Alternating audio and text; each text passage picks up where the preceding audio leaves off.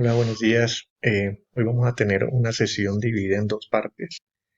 La sesión de hoy trata sobre educación para la salud, centrada en la transformación de prácticas de salud. En una primera parte vamos a tratar el tema del vínculo y cómo esto lo podemos amarrar a todo el trabajo anterior de padecimiento, de familia. Y después ya vamos a entrarnos en una metodología educativa en salud que se llama el COMB. Entonces, entremos primero a esta parte del vínculo.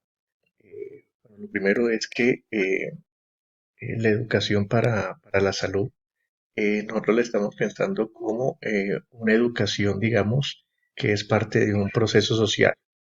eh, que implica una transformación real de las prácticas de autocuidado en pacientes, familias o comunidades. Esto significa que no es una educación formativa, o sea, no es entregarle información al paciente, sino transformar las prácticas de los pacientes. ¿Eso qué significa? Que si ustedes van a hacer educación, no es solamente llegar y decirle, oye, usted se tiene que cepillar 3 veces al día y ya se acabó la educación. No, lo que se tiene que hacer es todo un proceso eh, eh, sistemático, con unas metas y unos objetivos claros, que es de transformar las prácticas de autocuidado que nosotros consideramos o que hablando con el paciente llegamos a la conclusión con él o con ella de que se tienen que cambiar. Esa es una diferencia clave entre una educación informativa y una educación para la transformación de prácticas de autocuidado. Eso es lo primero. Listo. Entonces, ¿cuáles son las prácticas de autocuidado que nosotros podríamos o que tendríamos, digamos, como el interés de modificar en odontología inicialmente? Pues son estas que están acá.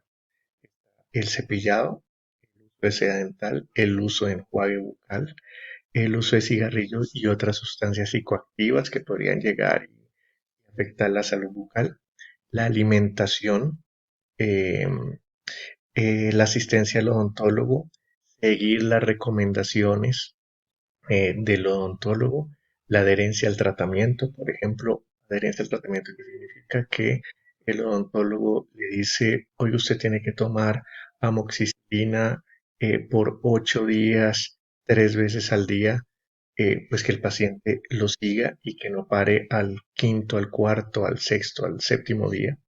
Y bueno, y otras prácticas de cuidado que pueden ser muy variadas, desde por ejemplo el papel del odontólogo ahora con lo del virus, poder llegar y del coronavirus, poder hacer recomendaciones, por ejemplo, de higiene, se nos hace que puede ser clave. Entonces, la educación para la salud implica un proceso de cuatro grandes pasos. Uno es reconocer las experiencias pasadas o nosotros.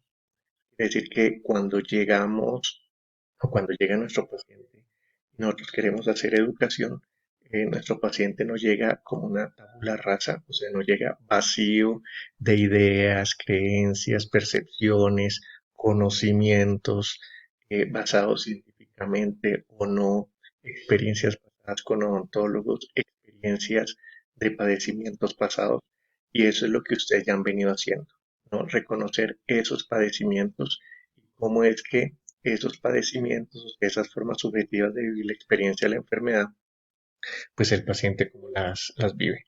Y lo otro es el vínculo con el no experto, ¿no? O sea, entre el profesional y el paciente. Y eso implica tres pasos: la acogida, la empatía y la conversación. El siguiente es el modelo COMB y es un modelo educativo basado en una psicología cognitiva, eh, conductual, social, llamémoslo, y que incluye tres grandes aspectos: las capacidades, las oportunidades y la motivación. debe quedar absolutamente claro de aquí a final de semestre. ¿Cuáles son esas tres partes del modelo COMBE? Y por último, el plan de transformación. En el modelo, usted se van a dar cuenta, se en dos partes, un diagnóstico de las capacidades, oportunidades y motivaciones de los pacientes y un segundo paso que es ya el plan de transformación con su ejecución. Bien, lo siguiente es la creación, lo primero es la creación del vínculo profesional, que es un vínculo. Un vínculo es la relación estrecha y duradera entre paciente y profesional, permitiendo con el paso del tiempo que los lazos creados se estrechen y se conozcan cada vez más. ¿Esto para qué sirve? Para generar una cooperación mutua entre las personas de la familia, la comunidad y los profesionales. Siempre entonces, antes de hacer cualquier tipo de educación, tenemos que tratar de iniciar este vínculo o profundizar este vínculo si ya llevamos un tiempo con este paciente o esta familia. Mejora el conocimiento de los reales problemas. Muchas veces ustedes se van a dar cuenta que si no hay este vínculo, los pacientes no van a comunicar sus problemas, sus prioridades, los inconvenientes para adherirse al tratamiento, los inconvenientes para cambiar su cepillado, por ejemplo. Entonces, este vínculo es muy importante. Ustedes se van a dar cuenta también que el, los dado que pareciera una cuestión muy mecánica, pues tiene una cantidad de dificultades para poderse realizar. Y eso muchas veces tiene que ver con cuestiones íntimas de las personas. Les he dicho a ustedes, por ejemplo, bueno, ¿por qué no se cepillan en la universidad? A los estudiantes, pues les planteo esto y muchos terminan argumentando cosas muy variadas, pero una de esas que siempre me ha llamado la atención es el tema de pues que no tienen el espacio adecuado en los baños de la universidad para llegar y realizarlo. Y que consideran que eso es un tema íntimo. Bueno, el llegar a eso, el llegar a que ustedes comunicaran este tipo de cosas, implica que haya cierta confianza entre el profesional y el paciente para poder llegar a ese tipo de información. Y muchas veces eso no se logra porque hay una desconfianza. Entonces necesitamos es llegar a ese nivel de desconfianza, que los pacientes puedan llegar y contar lo que piensan y sus dificultades eh, para, para hacer cualquier tipo de práctica en salud o práctica de autocuidado. Además, esto sirve para que los pacientes puedan sentirse más seguros eh, y aceptados por los profesionales. Es muy importante. Confianza con el profesional en su diagnóstico y recomendaciones. Si hay vínculo, voy a confiar en lo que diagnostica mi paciente. Muchas veces ustedes también se van a encontrar que los pacientes no le creen el diagnóstico del paciente o el plan de tratamiento. Es importante entonces, antes de generar vínculo para que haya esa confianza, se espera entonces que el profesional actúe sobre su sufrimiento y solución de sus problemas. O sea, el profesional no está detrás de la plata o está detrás de otros intereses que no son los propios de las necesidades de los pacientes. El vínculo garantiza eso, facilita la continuidad del tratamiento, evita consultas innecesarias, por ejemplo. O sea, la continuidad del tratamiento está refiriendo a que si yo hoy tenemos una cita, lo vuelvo a citar dentro de 8 días, si hay vínculos, si hay empatía, eh, pues permite que el paciente quiera volver otra vez al consultorio y haya continuidad en lo que se quiere hacer. Mejora la adherencia terapéutica, que es lo que estamos eh, hablando, sigue las recomendaciones y en buena parte entiende mejor el significado de su tratamiento. O sea, yo por qué le estoy haciendo este o este tratamiento, confía en lo que le estoy diciendo y pues hay mayor continuidad en el tratamiento. Esto implica entonces también que el profesional se convierte en alguien responsable por el paciente, que está buscando su bienestar y no de nuevo detrás de o cumplir un requisito en la clínica. Por ejemplo, lo que muchas veces le piden en la clínica de la universidad o detrás del dinero. cuando ustedes ya salgan, pues, que el paciente sienta que ustedes están detrás de resolver sus necesidades, no detrás de otras cosas. Eh, Esto implica que no se debe generar dependencia entre el profesional y el paciente. Esto quiere decir más bien es que se tiene que generar es más bien incentivar el autocuidado en el paciente, que autónomamente el paciente tome las riendas, digamos, de su autocuidado en salud bucal, que la adherencia al tratamiento se haga porque él considera que esto es importante, que está motivado, que tiene capacidades, que tiene las condiciones materiales para poder llegar y hacerlo y pues poder hacerlo lo mejor posible. Eh, ¿Cómo se construye el vínculo? A través de tres cosas: empatía, acogimiento, vamos a llamar la aceptación incondicional, y relaciones de escucha, diálogo y de respeto.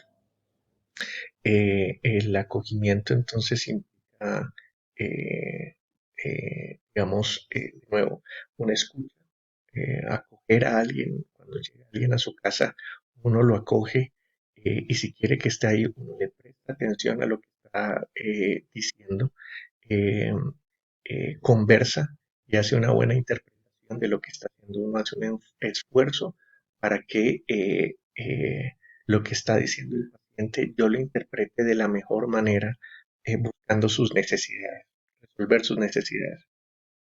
La responsabilización quiere decir que si yo me hago responsable del paciente, eso quiere decir algo así como una complicidad mutua.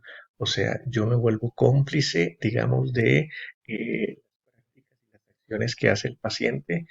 Trato también de que en esa complicidad poder llegar y que el paciente pueda modificar estas prácticas, o que yo le ayude a modificar las condiciones que tiene para esas prácticas.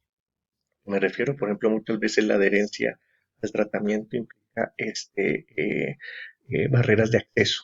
No puede ir a su EPS, no puede ir a una cantidad o no puede volver al consultorio por X o Y motivo. Bueno, yo voy a hacerme responsable. ¿Será que yo tengo el conocimiento, los contactos, quiero decir, contactos sociales, palanca, llamémosle, para resolverle esas barreras de acceso que tiene? Le puedo comunicar cosas, le puedo hacer saber sus derechos, le puedo hacer saber a qué tiene derecho o no, por ejemplo, en odontología. Y por último, el vínculo y aceptación, que quiere decir que haya confianza, como ya hablamos, y sobre todo esperanza del paciente que nosotros vamos a resolver el problema. Eh, eh, Aquí entonces la creación del vínculo es la empatía, es esa actitud de una persona que hace ese esfuerzo cognitivo, afectivo y conductual para captar la experiencia ajena. O sea, yo como profesional tengo que hacer un esfuerzo cognitivo, sea de conocimiento, afectivo, o sea, tengo que buscar en las cuestiones, en los afectos, en los sentimientos, cosas que nos unan, y conductual. O sea, hago cosas para llegar y captar lo que esa persona está padeciendo, que fue todo lo que vimos antes.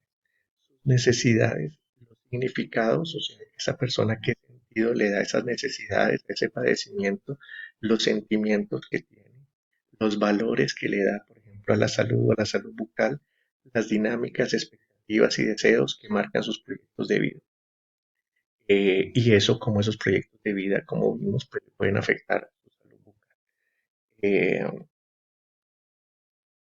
y la aceptación condicional, o el acogimiento, la aceptación que yo tengo para, como profesional, para poder llegar y no enjuiciar a la otra persona por lo que está haciendo.